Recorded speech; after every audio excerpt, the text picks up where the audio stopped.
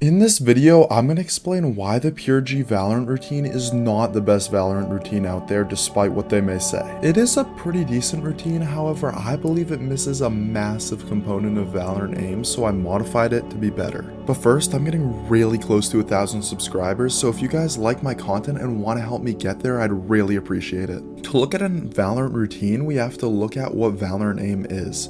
A lot of people will say really long flicks that make great clips and look cool, when in reality this is an extremely small amount of your gunfights. What you're actually doing is putting your crosshairs close to where you expect your opponent to be, then reacting and adjusting slightly to your head when they peek you or you peek them. This is why visual reaction time is important, and it's why you need to make a lot of small adjustments when practicing for Valorant. Now what the Pure G routine does is it tries to mimic in-game scenarios and focus on what it seems like you're doing. And they do a pretty good job at this. However, I see a much more efficient way to do this.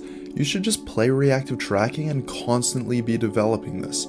Reactive tracking essentially just constantly forces you to continuously adjust onto a target while also forcing you to react to that target's motion. However, it can also be helpful to play clicking and target switching like they have on the Pure G routine, so I'd recommend also doing this when you're training. So what I did was I made a reactive tracking playlist to supplement the Pure G routine.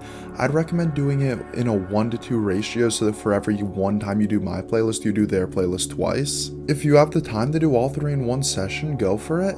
If not, just spread it out through your week however you can, maybe 6 of the playlists, whatever you can do, just do it over the course of the week. Now if you look at the playlist, you'll notice a lot of it is just stuff I pulled from the Voltaic Master Fundamentals in their reactive section, and then I added in a few other scenarios.